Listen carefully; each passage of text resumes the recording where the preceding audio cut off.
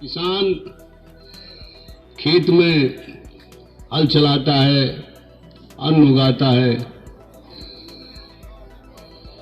बेटा सरहद पे देश की रक्षा करता है। किसानों का आंदोलन लगातार जारी है। हर रोज किसान आंदोलन कर रहे हैं और आज उनके आंदोलन को लगभग 18 दिन हो चुके हैं और लगातार सरकार से यही मांग कर रही है कि जो काले कानून उन पर ज़बरदस्ती थोपे गए हैं, सरकार उन्हें वापस ले।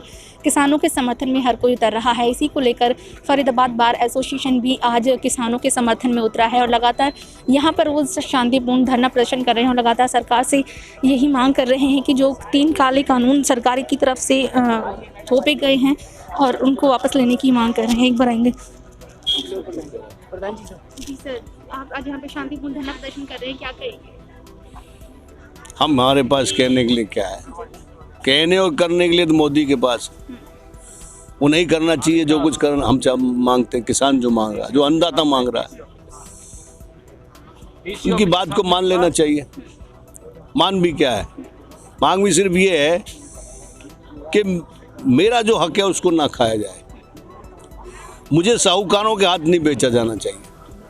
किसानों की जो दशा आज की डेट में हो रही है, उनका समर्थन, क्योंकि हम भी किसान की बेटी हैं, पूरा देश किसानों का ही है, तो मेरा कहना है कि किसान अपने मेरी एमएसपी के लिए है कि भाई किसानों को एमएसपी क्यों नहीं दे रही सरकार को क्या दिक्कत हो रही है, एक न्यूनतम मूल्य डिसाइड करने में सरकार को क्या दिक्कत है।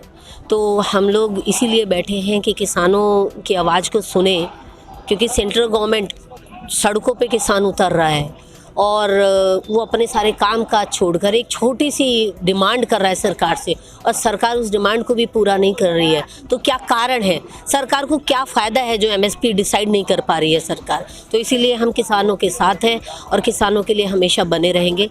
एक अधिवक्ता होते भी अगर किसी किसान का कोई केस भी अगर सरकार करती है तो हम उसका फ्री ऑफ कॉस्ट केस भी करेंगे। तो मेरा यही कहना है कि सरकार किसानों की आवाज़ को सुने।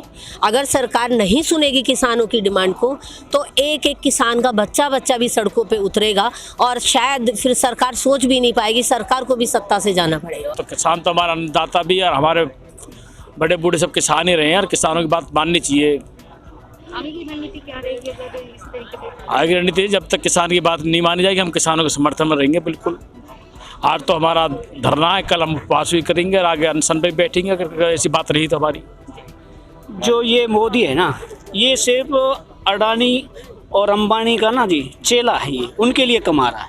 देश गड्ढे में जाओ, किसान बेचारे कहीं भी जाओ, आज 1.5-2 महीने से धरने पे बैठे, सुन ही नहीं रहे। ये तो उस हिटलर से भी बुरा आदमी है। लोकतंत्र में क्या है, लोकतंत्र तो वही है जो लोगों की बात सुने। अरे इतना बड़ा मुद्दा थोड़ी है, किसान जो मांग रहे उनकी पूरी कर दो। किसान है तो देश है, नहीं तो कुछ भी नहीं है। इसका तख्ता पलटना पड़ेगा जनता को। जिस दिन जनता जान जाएगी ना इसकी झूठ, खाली झूठ ही फेंके। इतना झूठा प्रधानमंत्री कभी संसार में नहीं आया। इंडिया कंपनी सूरत में ही आई थी। ये गुजराती लोग बिजनेस करना जानते हैं, ये जनता की कोई परेशानी नहीं समझता। इनसे बड़ा चोर नहीं कोई भी। इनका है कोई फौज में, पुलिस में, ये तो बिजनेसमैन आदमी है। बेच देंगे इस देश को, हर चीज़ को प्राइवेट कर देंगे तो क्या रहेगा।